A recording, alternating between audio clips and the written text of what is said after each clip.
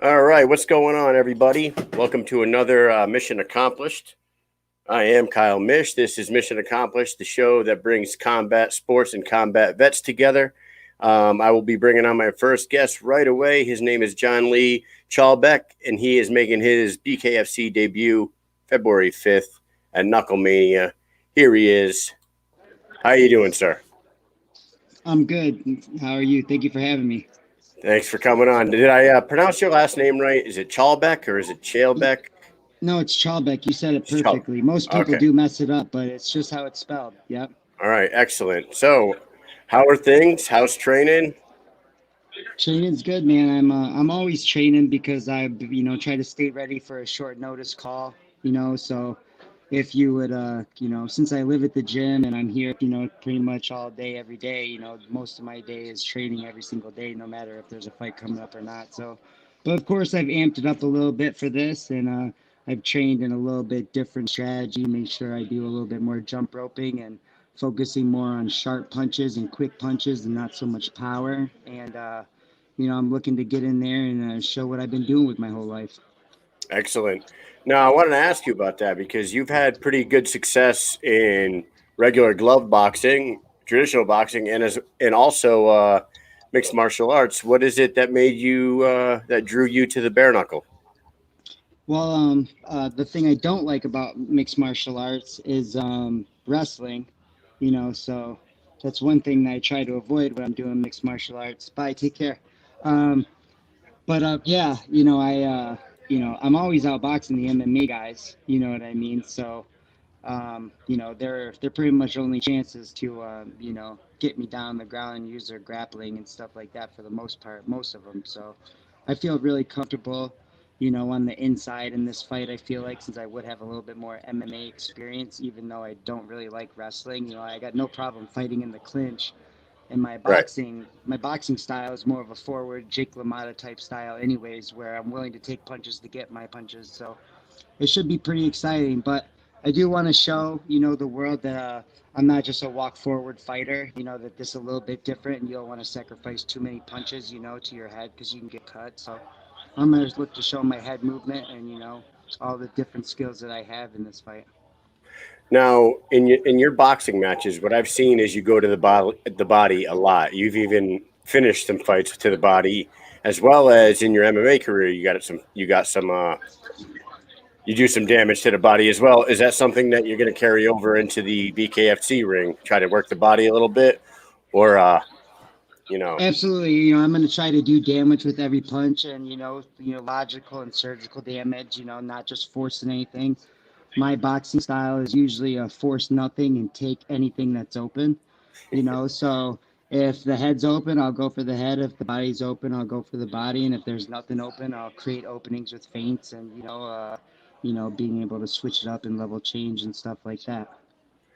and was bare knuckle something that hit your radar right away, or is it because it's been around for about BKFC's been around for about 2 years now, going into its third year, I believe. Yeah, I Uh, noticed them in the first fight. I noticed them in the first fight, and I instantly was drawn to it because obviously, I told myself I would never do mixed martial arts, but I became the boxing coach of the MMA gym, and those guys were like, oh man, you got to do an MMA fight. You're gonna kill somebody, and I was like, all right, I'll try it. I always said I was never gonna do it, but nobody had to convince me to try bare knuckle. I saw that, and I saw what Dave Feldman had going on, and I wanted to be a part of it right away. So I went to the Philadelphia tryout with Tom Schoaf, who's one of my favorite bare knuckle boxers to watch. He always puts on an exciting fight, and yeah, I went with him and tried out, and I've been bugging these guys for like 2 freaking years, man.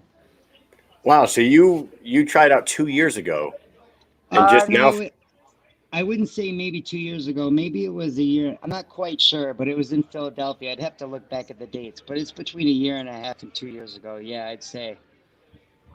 How was the tryout process for a guy like yourself that already had so much boxing experience? And was it kind of a breeze for you, or Yeah, did I it? mean, I thought it was just, something that we all had to attend, for them to get an initial look at people and get a roster made, so that they can have like a bunch of fighters to draw from. But, I The tryout wasn't anything, too crazy or any type of hard workout or anything. Everyone did one round on the bag and they did one round on mitts and then they shadow boxed one round and then it was a few interviews. So, nothing Very too cool. crazy, but it was something that, I wanted to do, to make sure that they knew who I was.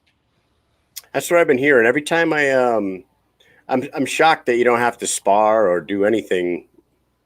Like you don't have to fight anybody at those tryouts. You just got to show that you have some skill, right? Yeah, I how to think hit I them. think for the most part they just want to see who's interested because I gotta tell you, like, I mean, my friend like Leonardo Tyner, who fought Canelo, in Mexico in front of the cartel. You know what I mean?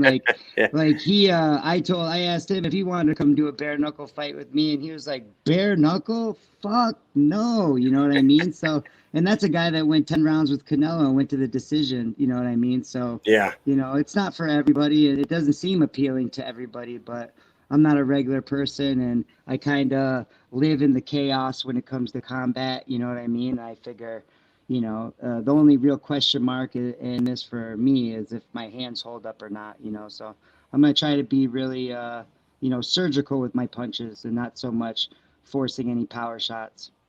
right.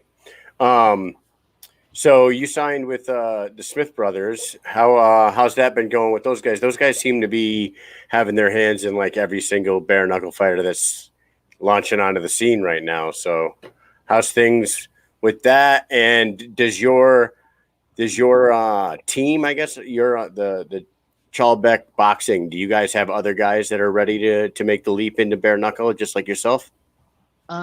Probably not so much guys that are ready to do bare knuckle yet. They probably want to wait to see, how this experiment is going to go with their coach first, before they jump into anything like that. But I'm looking to not only practice what I preach, but make everybody proud.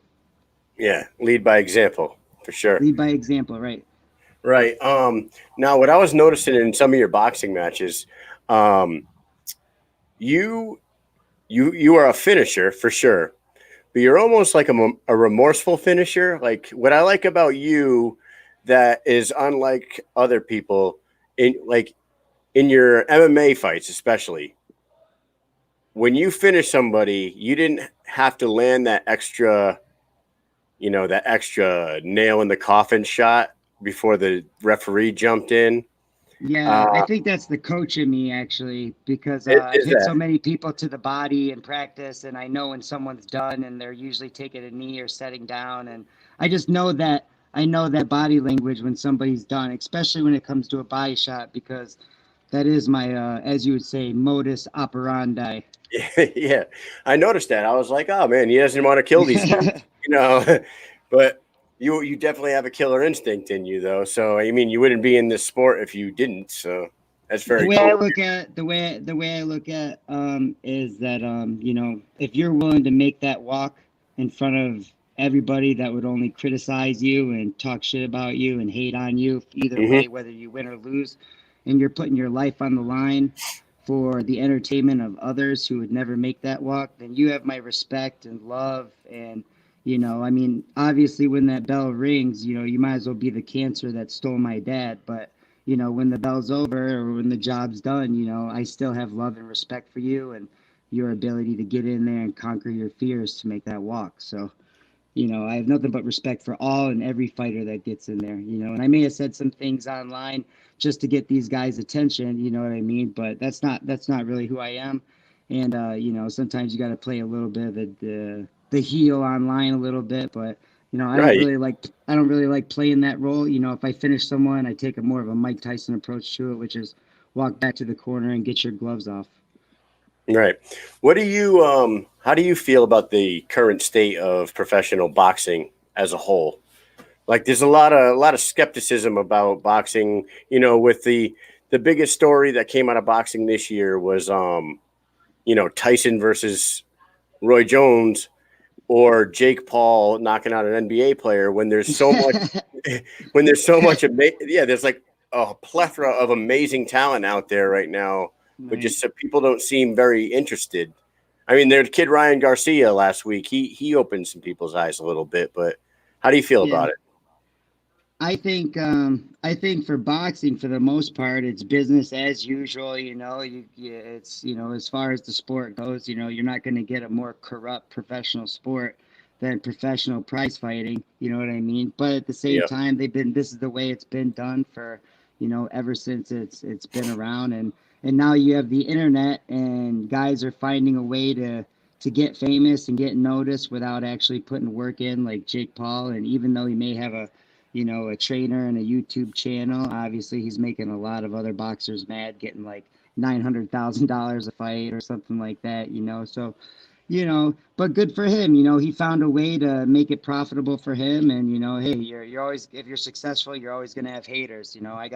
I got my fair share of haters up here in Detroit, and at first they used to hurt my feelings, but now I like them. I've kind of acclimated to it. So that's your main training spot is in Detroit now? It's Brighton, Michigan, here at the Scorpion Fighting Systems, the Michigan Institute of Athletics. And if you want, I could take you through a little tour of the place real fast, so you can kind of get a look at For it. sure. But here's the front desk. It's shaped like a cage, so it's pretty cool. When people walk in, they see the front desk first, and they got our little logo on it. It's a cage, and then we'll walk to the back. There's one of our jiu-jitsu coaches, Brian. Hi, Brian. And now we got a girls' locker room and a boys' locker room, and then here's the rest of the gym, and we got kickboxing going on right now. No COVID restrictions for you guys out there, huh? We're not closing down again. I love it. There was a moment when everybody was closed back up, but we didn't close back up this second time, and we stayed open. And we're not closing down again. It's a bunch of silliness. Absolutely, man.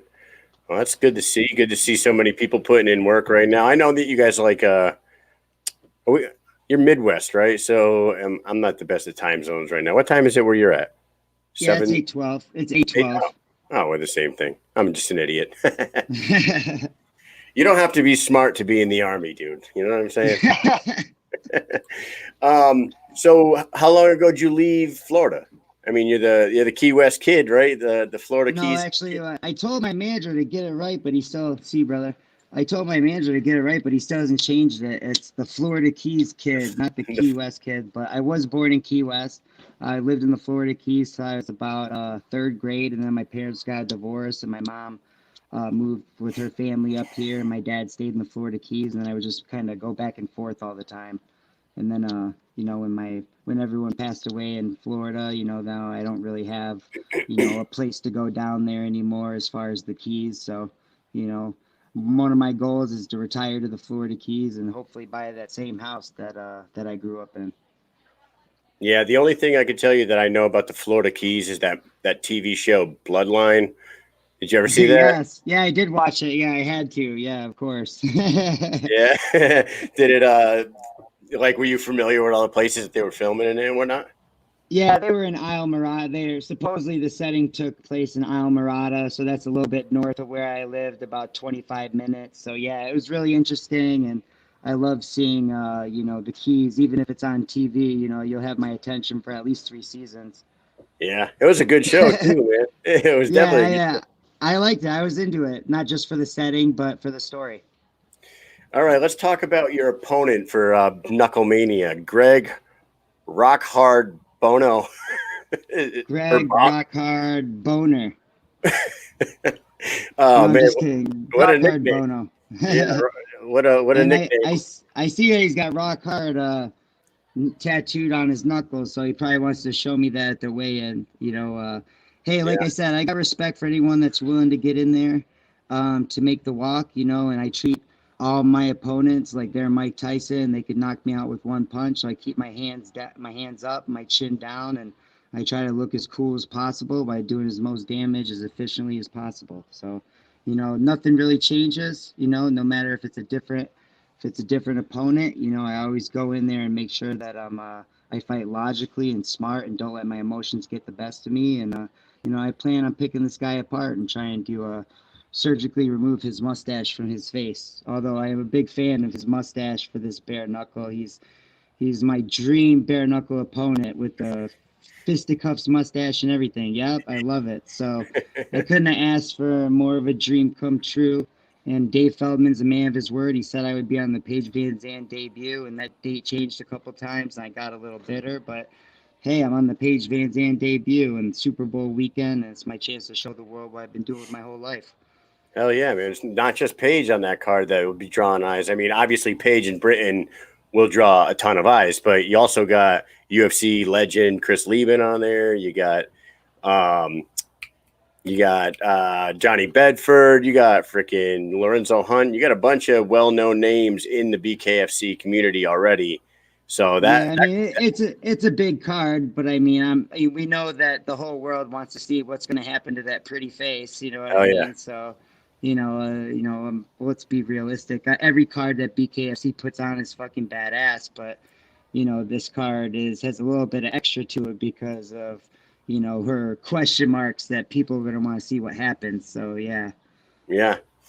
And everybody can watch that card on Fight TV pay-per-view, $39.99, which happens to be about $35 less than a UFC pay-per-view right now. So I don't know how people want to spend their money, but $75 for some MMA or $39.99 for this one, I think it's a good investment. Hell yeah. I never miss a BKFC card. I always catch them. They're always exciting. You're always going to see blood. Hell yeah, man. You got a prediction for the fight? No, I don't really make predictions. I just predict that I'm gonna show everybody what I've been doing with my whole life, and show everybody what boxing skill is all about. And it's not just about going in there and throwing punches as hard as you can. It's about picking your punches and being relaxed, and bending your opponent's will to yours.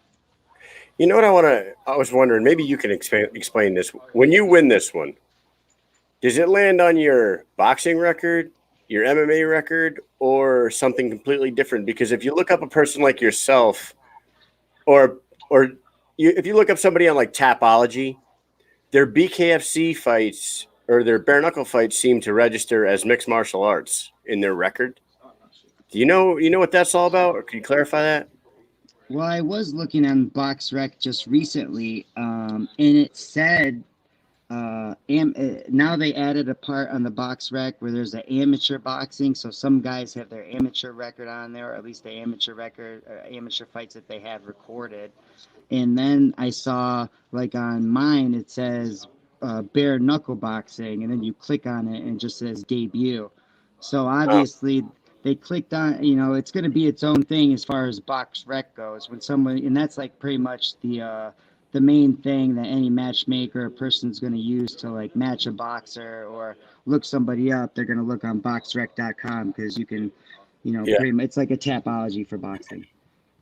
Okay. Yeah, it's because other fighters, it's weird. If you go to like BoxRec, it says one thing, and then you go to Tapology, and it has their bare knuckle like added to their MMA record. So I don't know. I Either think way, Tapology is just a little slow to pick up on it, probably, and they'll probably get with the program eventually and have its own thing. I can't see it's definitely its own thing. You can't say it's an MMA fight and you can't say it's a yeah, boxing fight. Like Chris Lytle says, this is bare knuckle. It's different. You can't go in there thinking it's going to be a regular boxing match. You can't go in there thinking it's going to be an MMA fight. It's a little bit of both and it's a little bit of neither. all right. Well, I'm going to throw your social media stuff at the bottom there. If I'm missing anything, you let me know. I got your Florida Keys Kid 7. I got Chalbeck _ boxing, and then just John Lee Chalbeck on Facebook. Correct? Yes, sir. Yep. And that Instagram and Twitter are the same. Florida Keys Kid, 7, and Instagram and Twitter are the same. And John Lee Chalbeck on Facebook. Excellent. Now, before I let our fighters leave, now that you're on here, we got to get to know you a little bit. Can I ask you a few random questions and see where you're coming Yes, from? All right. absolutely. Yes. I All love the right. speed round. Let's go. Speed round, baby. Woo-hoo. Here we go. What's the best time of year to go to the Florida Keys? I wouldn't know. I would say the fall. The fall? Yeah. There's no festivals, any crazy like naked people festivals or anything like that going on? There's well in Halloween there's Fancy Fest in the Key West, so that's the crazy festival down there, in the fall there in Halloween. That's where I'm going then. All right. What's a hobby of yours that might people might be surprised by? A hobby of mine that people may be surprised by. Oof. Heck, you could pray if you wanted to send an assassin to get me, you could pretty much guess what I was doing. I'm either playing with my kids, hitting the bag, running, jumping rope, teaching a boxing class, or doing a private lesson, or eating. You know what I mean? So, I did start a new business this year when we shut down. I started making wooden American flags, and that really took off. And it literally became its own business and has its own momentum. It's called Knockout Carpentry LLC. So it's my second business. And if I'm not in between classes and in between clients, I'm building a sign now. So, that's what Awesome. I'm doing now. I got so many signs to catch up on, and I'll be bringing Dave Feldman his bare knuckle sign to the weigh-in. Ah, nice, nice. Favorite boxer of all time? Jake LaMotta. Jake LaMotta. You you modeled your style after that man. Not really. I think I started boxing before I really knew who Jake LaMotta was, Oh, but really? it just turned out to be that way because when I first started boxing, I was boxing a southpaw that was a lot taller and longer, and I just had to follow him around the whole time and get beat up. And then eventually I was able to close the distance and started getting at him, and now I can beat his ass. So, you know, um, it took a little while, but yeah, I mean, sometimes you have to get used to being uncomfortable to get comfortable. All right. All right. That's Jake LaMotta.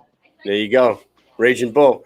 If you could if you had to eliminate one breakfast food forever, which one are you getting rid of? Bacon, eggs, pancakes, or waffles? Oh, I guess yeah, pancakes, I guess, 'cause I like waffles a little better. Yeah, my kids will agree. Best non-combat sport? To watch or play or just in general, Just in general. and that's tough.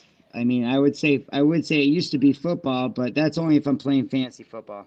There you go. Otherwise, I don't care. Otherwise, I don't care about it. But do you play fantasy football? I did, and that's when I'm really into football. I used to play football in high school, and I was into it a couple years after, but I started really focusing on combat sports, and now that's pretty much all I like to watch. There you go. All right. Favorite movie to watch with your kids? With my kids, pretty Yeah. much whatever movie they want to watch. I mean, that could be any movie, but for me, um, it doesn't really matter what movie's on. I wake up grateful for every single moment I have with my kids. And that's why every single day and every single moment is the greatest moment of my life with those kids. So these type of events and these big fights that we try to build up. Those aren't really a big thing to me. My favorite moments are every day with them, and I'm just grateful to be breathing and have the ability to have both legs and two hands and be able to train every day like I do. And my glass is always full. How old are your kids? Um, 14, 14, 10, 5, and 2. And do any of them come to your fights? Yes, they've my son's been to a couple of my fights, and my daughter I think's been to one, but for the most part they always just give me the finishing move that they want me to do, and then I try to make that happen without forcing it. That's a good dad. All right. What's the weirdest thing you've ever seen in somebody else's home? um I would say a full-size, life-size Pennywise the Clown. Just hanging out in the house? Yeah, just in the basement. Yeah, just a big Pennywise the Clown, the old school one. Dude, when I was coming up with that question, I thought about it and I'm like, what's the weirdest thing that I've ever seen in somebody's house? And I got to tell you, my mother-in-law is going to hate me for telling this story. She moved in with us 2 years ago. Oh, a little over 2 years ago. So end of 2018, she moved into my house and bought a house in Florida. So she stays up with us while she's not in Florida. Well, she moved into my house and brought a bunch of stuff. At one point, we ran out of mustard. I said, Amy, run downstairs, ask your mom if she has some mustard. She brings up mustard. I, I, I shoot it onto my cheeseburger. It's like this weird color brown, but it's supposed to be like yellow French's mustard.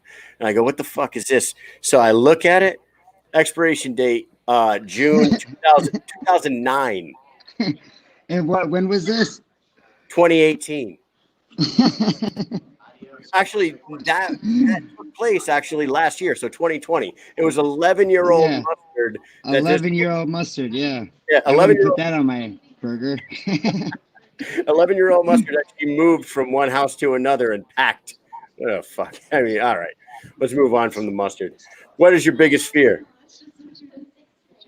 I would say I got two biggest fears. One is heights, really high, and I'm talking like really high. I fell off a couple of roofs during construction, and that wasn't too high, but still, when I get up there, I'm not really too comfortable. So I tend to stay away from planes as well. Um, and then big, huge ass fish, like in the water. Not even sharks. The sharks are always swimming and they're always like doing something. So they either come and get you or they're busy and they're distracted, right? But Yeah. some of these big ass fish just stare at you and they're just fucking huge, you know what I mean? And they just kind of freak me out. Like barracudas, they freak me out because they'll follow you around and they're kind of scary looking. Yeah. Well, I'm not. I'll go to the beach and I'll go in the ocean, but I'm not much of a person that would like go out on a boat in the middle of the ocean and then jump off and go swimming like other people were. Like, nah, no thanks. I don't know I what. would if I have a mask and I have like snorkel gear, I'll get in the water, but I have to be able to look under the water. Like I can't just swim like Yeah. and just like know that there's stuff underneath me and be okay with it. I have to at least see what's around me. Yeah. Are you gonna watch the Conor McGregor Dustin Poirier fight this weekend? And who do you think wins that and how? Well, I always pick Connor except when he's boxing somebody that's 49-0. You know what I Yeah. mean? So I tried to tell I won about $500 off that Floyd Mayweather fight, because all the MMA guys don't know what the hell they're talking about. You know what I mean? So, I knew how that was going to go down, but any other time I'm always betting on Connor, so, I have a feeling Connor puts him to sleep, for another time. Early too, probably. He looks I better hope than it's a ever. good. I hope it's a good fight. I hope it's a Dan Hooker, Poirier type affair. I'd like to see Connor pushed into another Nate Diaz type fight. And hey, if Dustin can withstand some early shots, maybe he'll still be there, and it'll be that type of fight. And Connor doesn't usually, finish stronger than he starts. You know what I mean? So, Mhm. I'd like to see it be a great fight, but I have a feeling that maybe the chin gets clipped a little early. Yeah, I'll be watching. That's for sure. All right, and last one. What's something that you've done in your life that you would never recommend doing to anyone else? That I would never recommend doing to anyone else. No. Something you've done that you'd never recommend doing. Oh, gotcha. Well, I mean, I would probably not recommend bare knuckle boxing, if you want to keep yourself looking good, you know what I mean? But hey, I'm not really sure. I don't really tend to give people that type of advice, but hey, I would say stay away from negativity as much as possible. Stay focused on the positive things that you love in your life and deflect negativity every chance you get, and don't even pay attention to it. And you'll have a lot better chance of achieving your goals. That's what I would Outstanding. say. All right, buddy. Any shout outs you want to do before I let you go? Um, I don't have my sponsor list in front of me, and it's pretty long, but I'm just gonna say, I want to thank all my supporters. I want to thank my family and my children, and my dad and my grandpas. They've inspired me my whole life, who aren't here anymore, and I know that they're looking down on me, and they'll be watching February 5th. And I'm gonna make everyone proud that's ever cared about me or supported me. So, one way or the other, I go out on my shield, every time. All right. And last thing I wanted to ask you about Smith Brother teammates. What are your thoughts on Britton Hart at BKFC Knucklemania? What do you think about Lorenzo, Hunt, Drew Lipton, Travis Thompson, Rob Morrow, you guys are coming in strong. Smith Brothers Combat are carrying half that fight card. So what are your thoughts on the rest of those guys? Well, I'll be honest, I don't know everyone personally, but I have seen most of all of them fight. And I like the fact that Paige is fighting someone who has 3 bare knuckle fights already in Britain. And, she's tough. She always walks forward and brings the fight. And, hopefully she becomes a star by, beating Paige Van Zandt. I'd really like to see that happen for her. Lorenzo's a powerhouse. You know what I mean? He can end a fight with one shot at any time from either hand. So, Drew's going to come in there and try to avenge, some of the other, other fights that he's had and try to bounce back. You know what I mean? Who else do we got on there that you said? You got Travis Thompson and Travis Travis is a veteran. He always comes to fight and puts on a show. Always walking forward. I really watched his fight with Dak Gwynn a couple times, and I really thought that he really was tough in that fight. You know what I mean? Yeah. Especially what Dak did to Abdil. And then he had the Travis Thompson fight, and that was a much tougher fight for him. And Rob was at the tryouts, I believe, with Tom Schoaf and I think I did meet him personally. And I hope I hope all those guys win their fights and Britain wins her fight too. All right. Outstanding stuff, man. Good luck. Best of luck to you on February 5th. I'm actually going to make my way down there and see him live. Be my first BKFC live event. So I'm pretty excited about it. So can't wait to see your debut. Good luck, and thank you so much for coming on. Thank you so much for having me, and I look forward to meeting you in person. All right, man. Take it easy. You too, brother. Bye. All right. That was John Lee Chalbeck making his BKFC debut February 5th at Knucklemania. My next guest will also be fighting on that card, but before I bring him on, I'm just going to shout my sponsors real quick. I got Holden Hands Massage. You can go see Jackie Holden over there at Holden Hands Massage. They are a VA registered company. So veterans, military people can go see their provider and get a referral and go see Jackie for back pain, neck pain, leg pain, foot pain, whatever. If there's pain in your body, Jackie can fix it. Go to holdenhandsmassage.com for veterans. Non-VA clients, go to Massage Therafix. And my boys over at Killfoot Clothing, got to go check them out. They make awesome veteran, American-made clothes, veteran-owned, veteran-made, veteran-designed. They make kick-ass clothes, and they are in the process of making the first ever Mission Accomplished Killfoot Collabo T-shirt, and I'm hoping to get them out very soon. So big shout-out to my guys over that Killfoot Clothing, Brent and Justin. And let's go ahead and bring Mr. Drew Lipton on to the show. Hello, sir. How are you? Hey, pretty good, sir. How about yourself? I am good, man. Making your way into the squared circle for the 4th time. Seems like you fight every 2 months no matter what. And if you're not fighting in a ring somewhere, you're probably just fighting someone. Yeah, trying. Try to stay busy as much as I can. So hell yeah, man. So when I was looking into Mr. Drew Lipton, Spider Monkey Drew Lipton, I saw that you are from Susanville, California, correct? Originally. Yes, sir. Which blew my goddamn mind because I got to tell you, man, I've been there and I spent. I was like, holy shit! I said to my wife, I was like, you know where this dude's from? Susanville, California. How many people have actually been there? This guy has, because that's how long I've been in the Army. It's like. Are you familiar with Sierra Army Depot? Oh, yeah. That's out in Herlong. Yep. So when you leave Sierra Army Depot, you could take a right and go to Susanville, or take a left and go to Reno, like 45 minutes that way or an hour that way. That's usually how people know it, is either just because they're going to Reno or going up north or something from Reno. So, but you're not the only famous fighter from Susanville, correct? No, sir. Ken Shamrock did a little bit of his high school there and everything, and wrestled there. And my brother Mitch Lively, he plays professional baseball and everything. Played with the Nationals, played with the Rockies. Nice. So there's a few of us that have made it out, and then Justin Baseman as well. Bellator vet, Glory vet, fought on bare knuckle. Nice. It's crazy because it's like such a small little town, and it has basically like one bar, like one gas station, one barber, and I'm sitting there at the bar one night with some army buddies, and the bartender is like, "You guys fans of the UFC?" And I'm like, "Yeah, of course." She goes, "You know who Ken Shamrock is?" And I'm like, "Yeah, of course." She's like, "He's from here, you know." And I was like, "Get the fuck out of here." There's no way. Well, it's funny, like people mention that because everyone's like, "Oh, Ken," but the locals, man, we didn't really take too kind to him because when he came in, he tried to act like he was all hot shit, like he ran the town.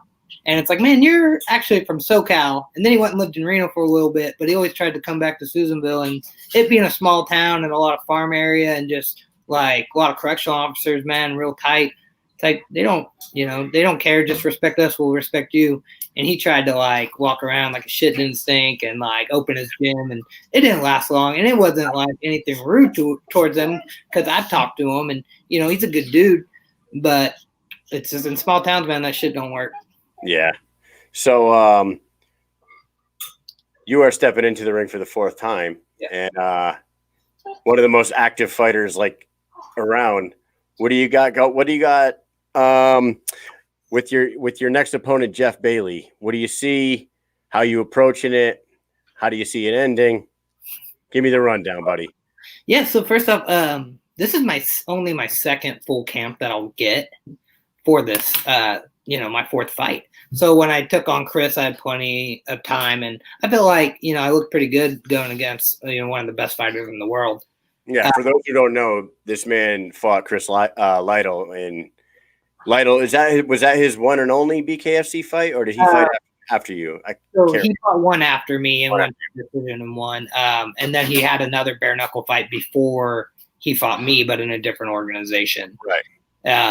And great dude, humble. Every time we talk, we run into each other anywhere. I've tried to set up to go and train with him a few times, and he's accepted me open arms. It's funny. It looked like you were having the best time of your life in there with him. You were like super smart. It was like a trip to be fighting a dude like him. You know what I mean? Yeah, it was. Fighting on the second ever event was amazing, especially like. Not really having much of a name to me, despite how many MMA fights, Muay Thai fights, boxing fights I've had that a lot of people don't know. And so that was great, as well as I just had like an amazing team with me in my corner that was very uplifting. And I feel like a lot of that carried in. And then when I fought David, I took that on 2 weeks' notice. I was walking around at 182 pounds. We fought at 185.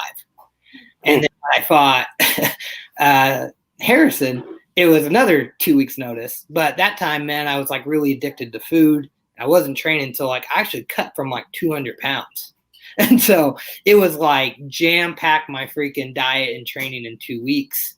Oh man. So when they offered me, and I told Nate and David, I was like, you guys want stars, you guys have tryouts, all this shit. I'm like, I'm a star. Give me a fucking mic. Like, give me time, give my story. Like, man, everybody loves me for a reason because I'm real. I don't sit here like all these other fighters just like flexing my muscles, being like, look who I beat. I'm real. I got a real story to me, man. I work a 9-to-5 job, taking care of my kids.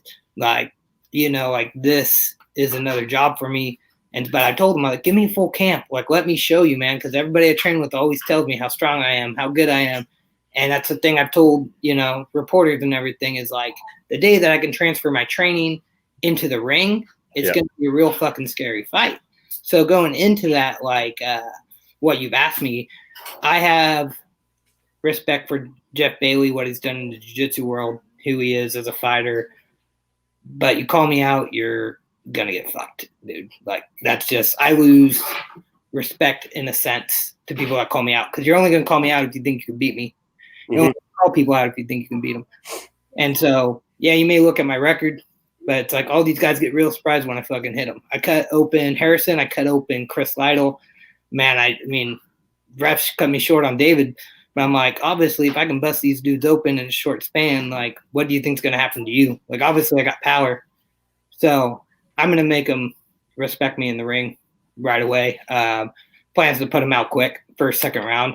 I need to make a statement. This is live or die for me.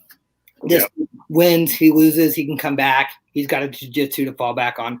I don't, man. Like, I lose the shit, I'm out. What else do I got to go do? Then I'm just going to be living a normal life. And while that's great, I love bare knuckle. Like, I love hitting people. Man, I was kicked out of school, like suspended in first grade for fighting people. Like, sixth grade, man, I remember stories like trying to freaking fight eighth graders, high school kids. Like, I've never really give a fuck, man. If you give me a reason to fight you, I'm going to fight you. Give me a reason to be your friend, I'm going to be your friend. You know, and that's just how I am. So that's what this guy called me out. That's disrespectful. Like, you think I'm an easy fight, you think I'm a chump. There's a reason they keep bringing me back despite being 0-3. There's a reason.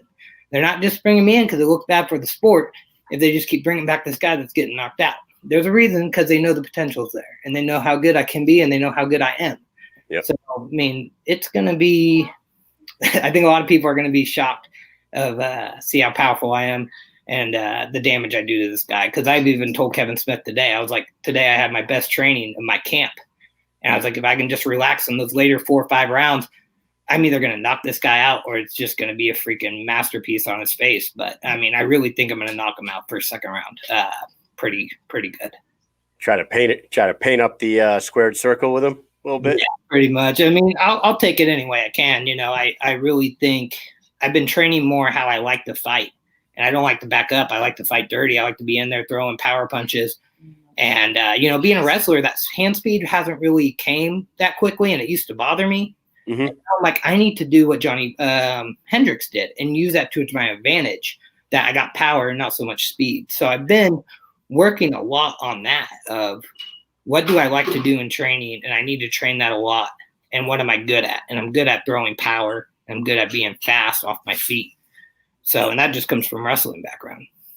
I mean, honestly, I had Johnny on here about a month ago, and you guys look and sound pretty similar. Like, I gotta be honest, when you just said his name, I'm like, oh shit, it looks like I'm actually talking to Johnny again. Yeah, he's an Oklahoma boy too. So, yeah.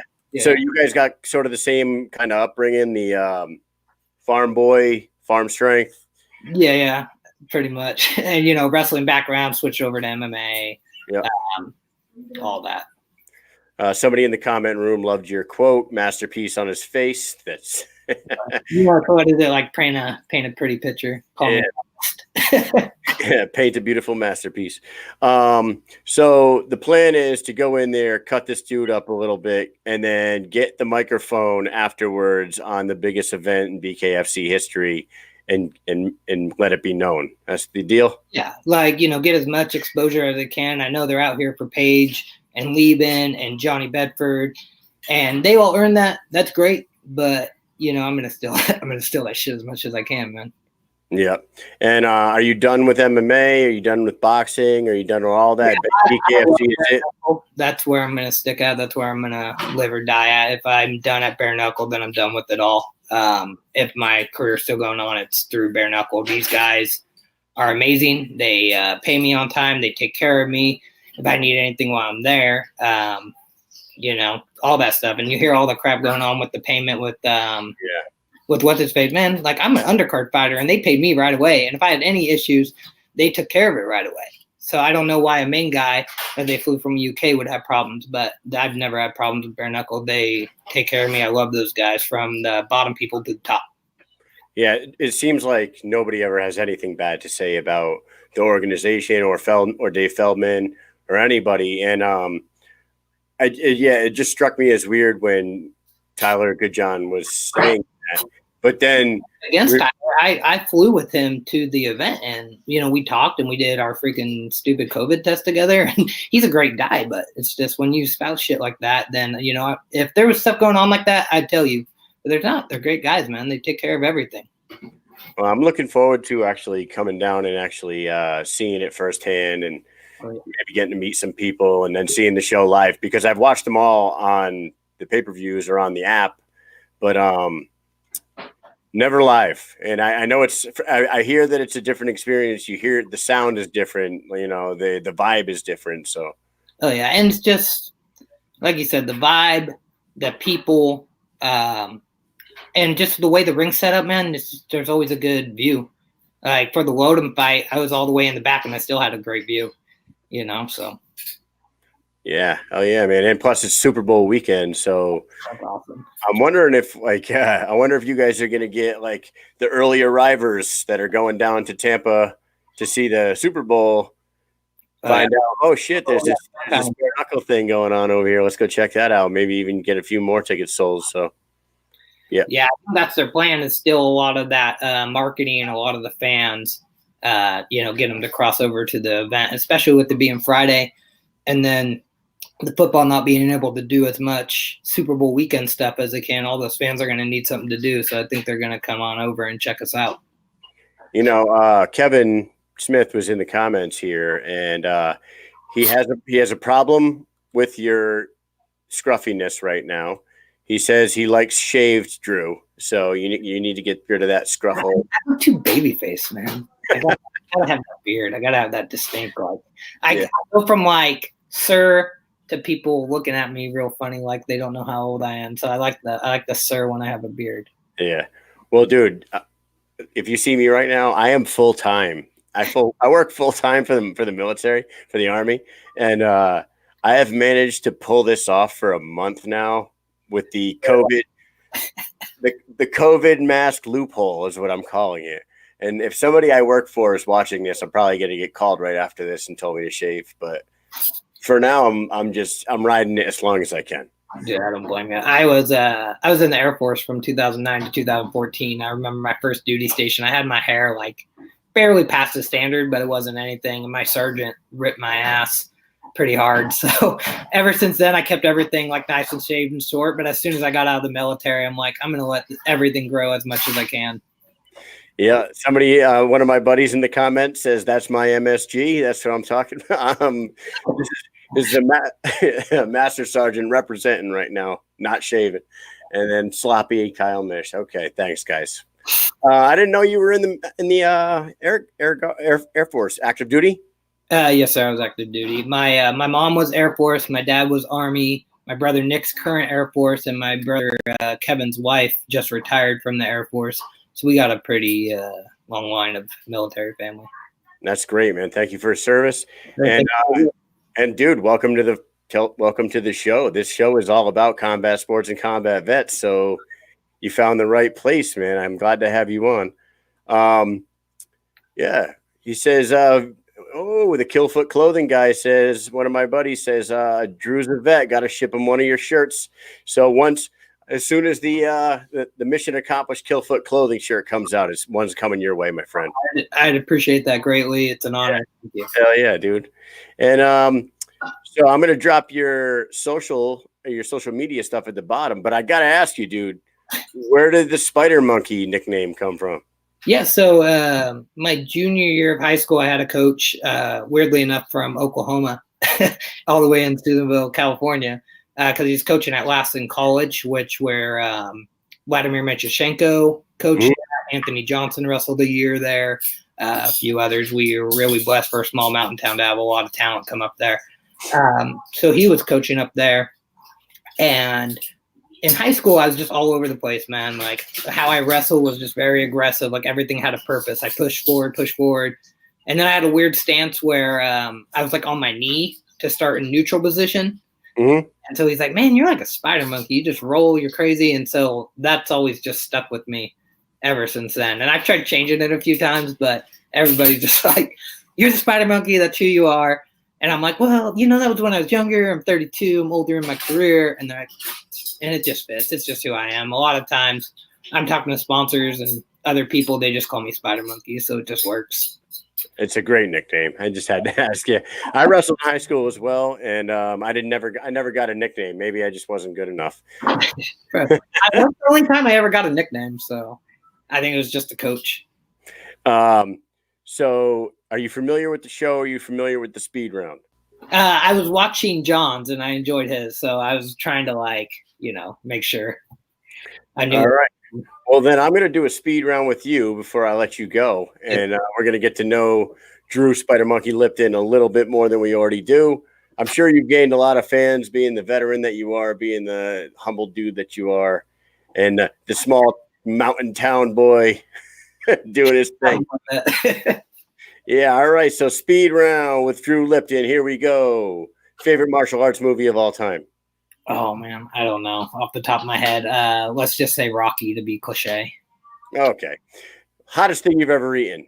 I did a jalapeno eating contest not too long ago, like last year at a church chili cooking event, and they had a mix of just different like habanero and all that, and that shit burned my tongue. I was drinking water and eating cornbread for like an hour. Oh, dude. So real quick, before I move on to the next one, I'm going to tell you that when I was a senior in high school, I worked as a busboy dishwasher at this golf course. And the head chef came back with this little bottle of like ghost pepper extract. And it was like one of those one drop to a whole thing of chili. We put some on a plate. It looked like cherry sauce. And we told one of the other busboys to come over. We're like, dude, just take a whole finger of it and taste it. It's going to go on the cheesecake tonight. No bullshit. We thought this fucking dude was going to die. Especially if you're not expecting it and you're thinking a different flavor. Like, I thought he was going to have a heart attack. Like his face turned as red as that flag behind me right now. And we like pulled his shirt off and stuck him down in the big sink and we're pouring milk on his face. And he hated us ever since. And we never got fired, but I will tell you that. Well, if you got any hot stuff, man, I love spicy stuff. We used to put like hot sauce on like the verde chips and stuff as kids. We have a few buddies. Anytime we ate like like a hot dog or anything. This was a few years ago. I don't really eat that shit anymore, but we used to go hot dog for hot dog. You'd add 2 things of hot sauce every time. So if you got any hot stuff to bring down, any seasoning, bring that with you. I just actually bought some for somebody that it's 6 million Scoville. I think a ghost pepper is like 1 million, and this hot sauce has all this different shit in it, and it's 6 million. So I don't know what you would do with something like that other than torture someone. Rank the Stallone franchises best to worst: Rambo, Rocky, Expendables. Rocky, Expendables, Rambo. Only because I've never seen Rambo. So what? Yeah, everything I watched was like 90s on. Because being born in '88, that's just what I grew up on. So it was Rocky, Expendables. Yeah. Well, you got to get on those Rambos, dude. I do, man. I gotta binge watch them on the flight or something. What non-combat sport are you best at? Oh, what's I was thinking about this when you asked John, but what's non-combat? Because that's not football, right? It wouldn't be well, I would get like stick and ball sports. Like stick and ball. Okay. I'd probably say adult softball. I'm pretty quick. Yeah, have a couple beers. Yeah, pretty much. That's awesome. What's the funniest joke that you know by heart? All right, it's dumb because I have kids, but my kids love this joke. So it's knock knock. Who's there? Interrupting cow. Interrupting cow. Yeah. Pretty dumb, but I love it, and they'll just go off on that joke for like an hour. That's awesome. Yeah, it's a good dad joke. So it's amazing. Now, we were driving back home when I picked them up from their moms last week, and they wanted to hear all these jokes, so I just pulled up like knock knock jokes on Google and driving telling them, and they're dying laughing. Well, so my kids asked me to make up a joke a couple weeks back, and I was like, make one up? They said, yeah, make up a joke. I go, okay, what's the difference between an ox and a fox? And they said, what? And I said, the ox don't give an F. So that was to my 9 and 6-year-old, right? So, flash forward a month and they're homeschooling right now. They're doing virtual. So I'm at home making sure they're doing their virtual stuff. And I come down the stairs and Nolan goes, Daddy, I just told the joke. And I'm like, what joke? He goes, oh, we're learning about and ox and fox. So I told him the ox and fox joke. And I'm like, what did you say? He goes, I said they don't give an F. I'm like, oh, crap. I'm like, what did your teacher say? And he goes, nothing. She laughed. I'm like, oh, shit. We're going to catch a phone call. I know we're going to get a phone call. Gonna get a letter. Yeah, still haven't gotten it, but, it was pretty freaking hilarious. Do you think aliens exist? And if so, have you ever had any encounters? No encounters. Yeah, I think they exist, maybe to an extent or a point. You never really know these days. I would say, just to answer the question bluntly, probably not. Probably not. I had to ask you that, being an Oklahoma boy. Everybody I've ever talked to that has an encounter stories from like the Midwest or Alaska or something like that. Oh, yeah. Well, I'm actually stationed in Alaska, so that's funny. Oh, all right. What's the most expensive thing you've ever broken? Oh, Man, these are good questions. I can't think off the top of my head. Probably just your basic stuff. Probably just like iPhones and Xboxes and stupid shit like that. Yeah, I don't know the answer. I totaled a Jeep. I mean, Right? It's like, all right. What's the best thing you got for Christmas this year? I'm gonna be cliche and just say getting to have it with my kids. We went through a lot of drama shit with my kid's mom last year, and I didn't get to have them for Christmas. So just like the simple stuff, man, of just getting to see them open presents and be here for that for them, and see them smile and be happy. That's good, man. I'm glad you got to have them this year. What are you interested in that most people aren't? I'm a little bit of a nerd, so I like Magic the Gathering, getting into Dungeons and Dragons a little bit, but that takes up a lot of time. So I play a lot of Magic the Gathering online right now because of all the COVID stuff, but I collect the cards and do all that. There was an online one, what's the one that everyone played like a year ago? Oh, man. Fortnite. World of Warcraft or? Okay, World of Warcraft. That's what it was. On my 08-09 deployment, that's what everybody played. Everybody got laptops and everybody played World of Warcraft. And I'm not a video game person. I always just in the gym throwing weight around like a meathead. But I was always just like, how do you guys spend 6 hours a night on fucking World of Warcraft? I don't get it. But yeah, I'm not that heavy into it. I'm good. Like, I like playing games and stuff, but give me like an hour or two, and then I just get restless, man. Especially like growing up in the country, you'd rather just be outside or, like you said, throwing weights and shit. You want to go out, shoot something, or punch somebody, right? Pretty much. Last one. If you could have a superpower, which one would you choose, and how would you use it? Probably invisibility. Probably in every way you could think of. Dirty ways, sneaky ways. Yeah, hell yeah. That's awesome. Talking that shit. He looks good naked. Oh, Jesus. I love it, man. Well, thank you for coming on. Everybody needs to come check out Drew Lipton, John Lee Chalbeck, and all the Smith Brother combat guys, man. You guys got a whole you got the whole crew. How do you feel about the Britt and Paige fight? What do you think? All right, I knew this was coming. So, I love Britt. I think she's an amazing person, amazing fighter. She's on her way up and coming. She's a Team Smith, fighter.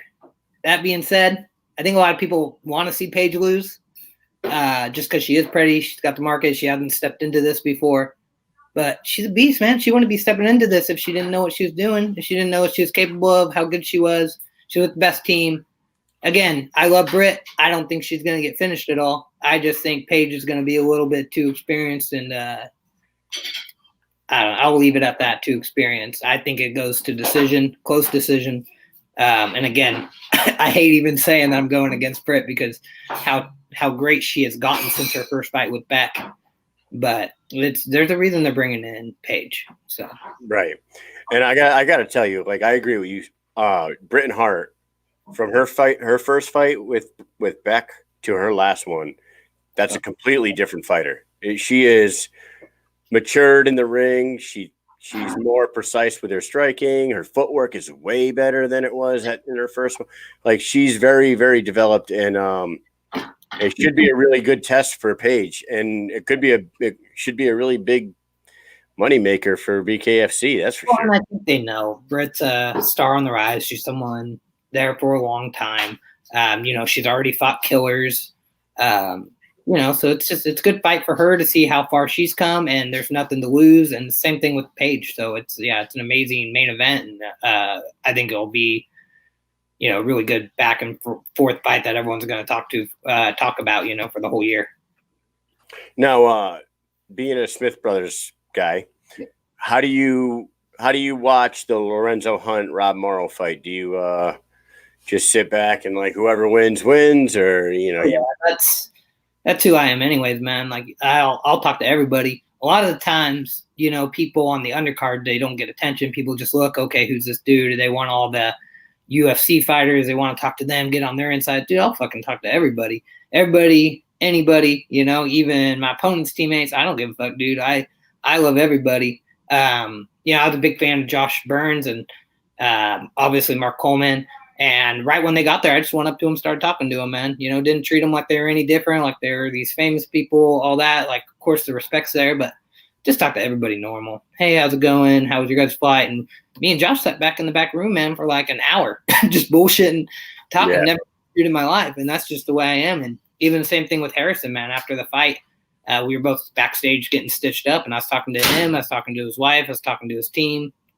You know, so I just root for everybody to do good, man. Nobody get hurt, and that might be cliche, but that's the way I am, man. I've already started talking to undercard people and all that.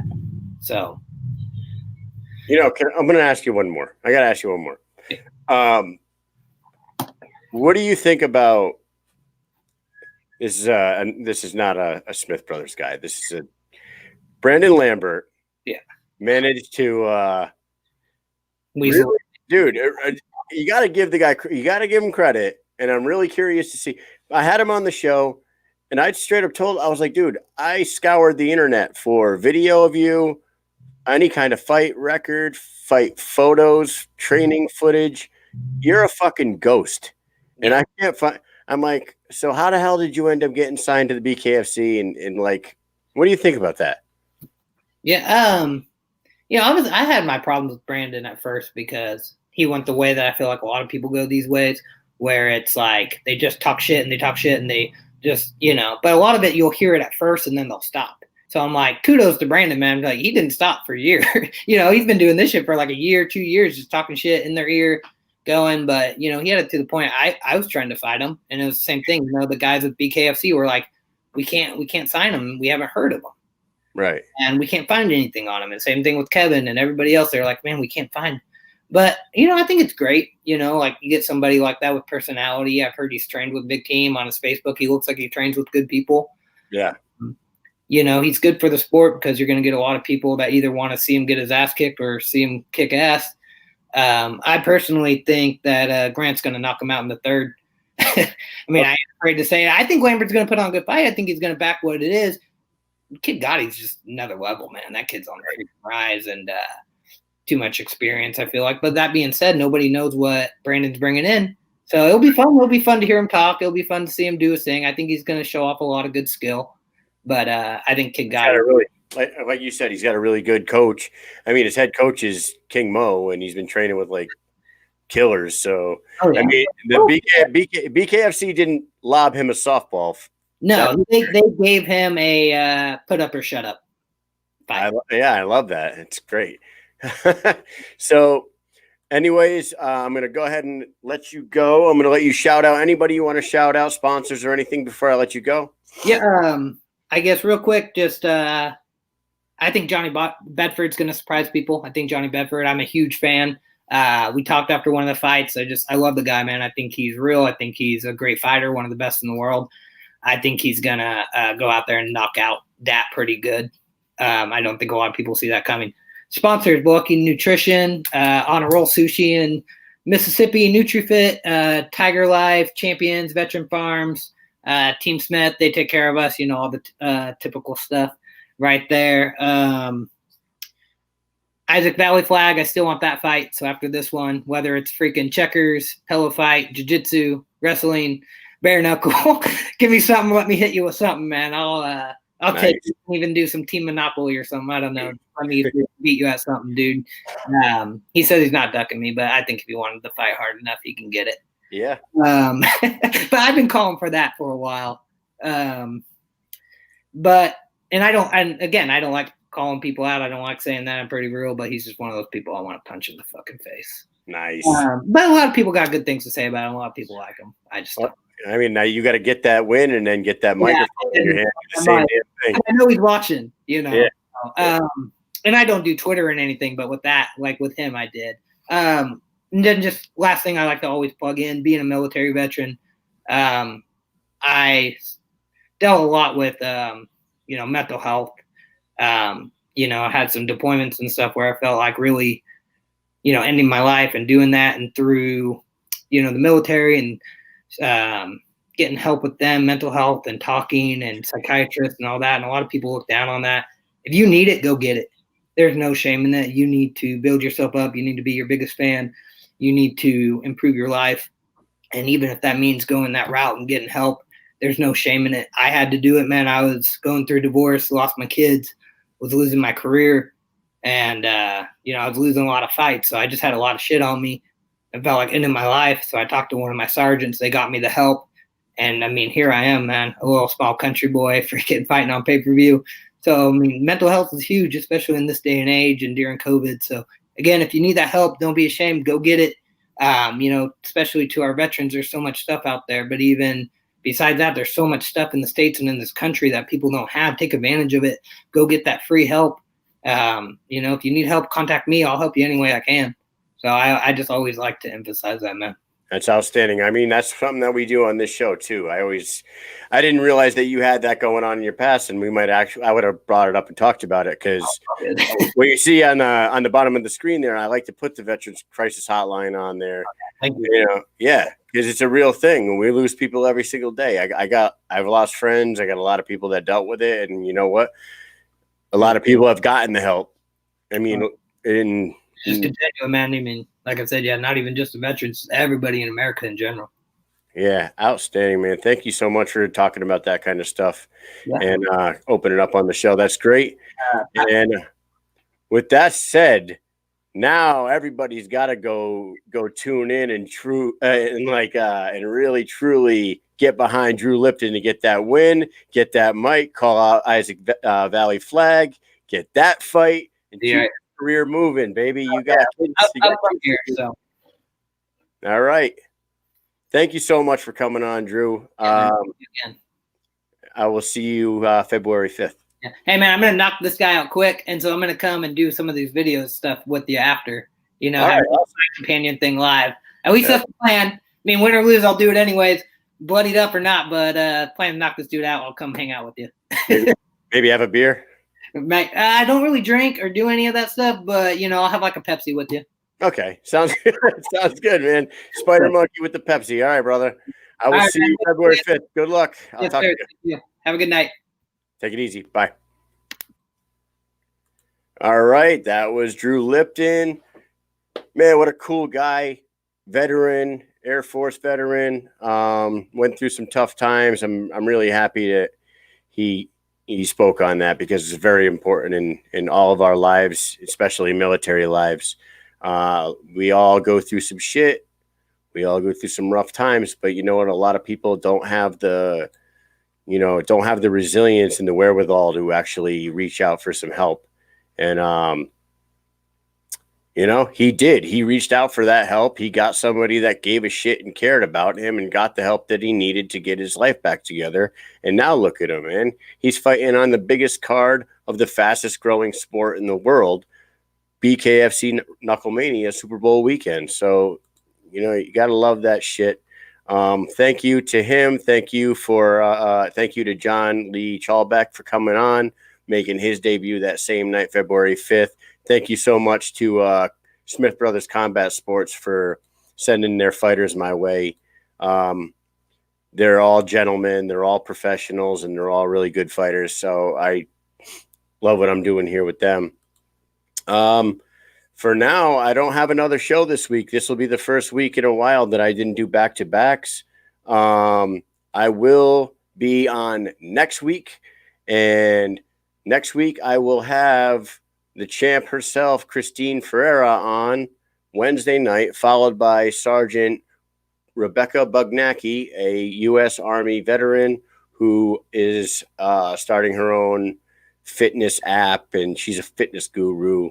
So we're going to talk to Christine, and we're going to talk to Becca, and we're going to have another awesome show next Wednesday. So make sure you guys all tune in. Thank you. Thanks for showing all the love. All right. Peace out.